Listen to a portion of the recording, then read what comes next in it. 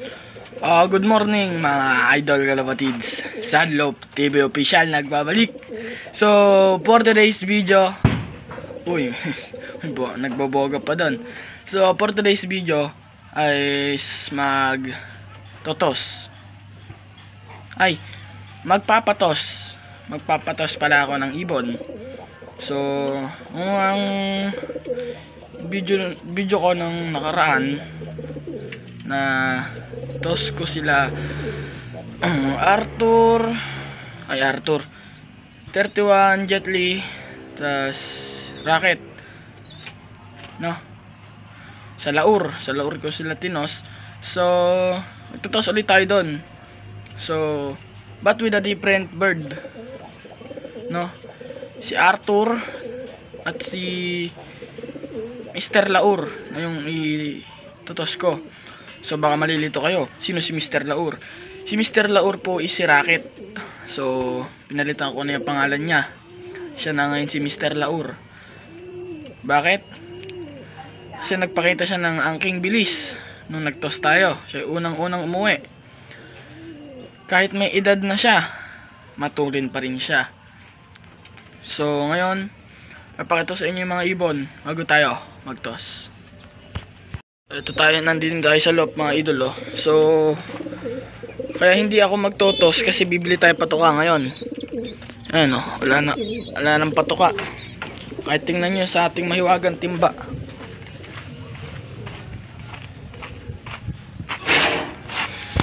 Oops, tumama. Yan, wala nang laman.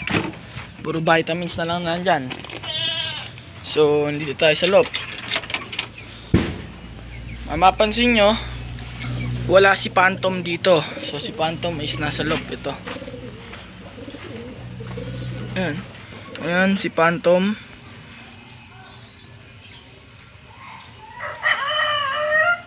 Ayan siya. So ang itutos natin ay ayun, si Mr. Laur. At ito. Ayan yung ibon na yan, Arthur. So ito si Speed, hindi ko pa siya matotos kasi ma-clip ay pakpak niya. So pwede naman, pwede naman na okay, isasama na natin na itotos natin. Isama na to si Speed. Si Bubbles hindi natin isasama si Bubbles. Ayan si Speed, isama natin siya no. Ayan mga idol kalapatids, so nakahanda na yung box na paglalagan kasi hindi pa dumadating yung order nating training box sa Shopee. So baka matagalan pa sa pagdating. So box muna yung ginamit ko. Ito. Ayan mga idol kalapatids, box na may onting tape. Ito na. Ako na natin mga ibon. Siyempre, unahin na natin Mr. Laur.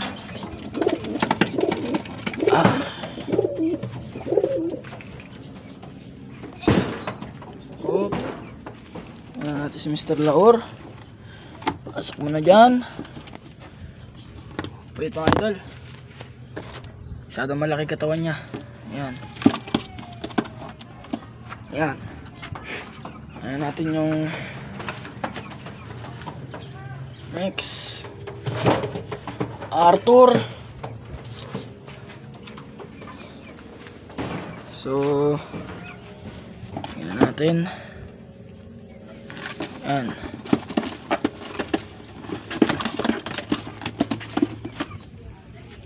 The next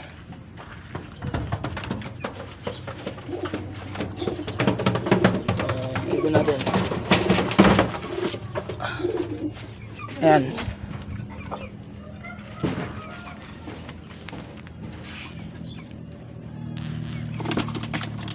So then naka-tape lang din yung lock niyan para madali lang din tanggalin. Tapos meron na rin mga butas. Ayan.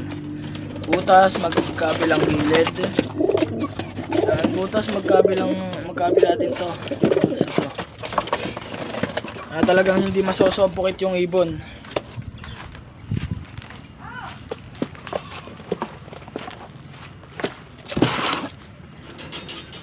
So update ko na lang kayo mga kalapatids kapag mag-aabang na tayo. So ilalagay ko dito yung chat ni tita. Harap na natin. Ilalagay ko dito yung chat ni tita kapag napakawalan na, no? So lalagay ko rin dito kung gaano ka dami yung air distance or ano ang air distance ulili pa rin ng ibon. So yun mga kalapatids, so ito yung air distance na liliparin ng aking mga ibon. So 22 air distance, no, malapit na malapit. So i-break in lang natin si speed, no. So may kasama naman siyang dalawang veterano sa paglipad, kaya hindi na ako makakamba. Huwag lang siyang ihiwalay sa tatlo na yun. Update ko na kayo mag-aabang na tayo. So yan mga kalapatids, so pinawalan na daw ibon. So pinawalan ng 12:50. So simulan na natin magabang. So yan, naghintay na ako. So time check 1:04 ng hapon. So babalik ako, bibili lang tayo ng patuka ng ibon. So diretso na tayo sa pag-aabang. So yan mga kalapatids, napakawalan na daw yung ibon. So ito yung video. Ay, tatlo pala to eh. Oo nga. Hawakan mo bisa. Hawakan mo! Ito yung mga tukay. Hindi. Ay, yung Oh, hawakan mo! Yan oh, hawakan mo pa ganyan oh. Yan, ano naman, lilipad ko yun. Tatay, kininong Ah, ito isa. Ay, syempre ikaw, hold mo sa isa oh. Hold mo isa ha. One, two, three.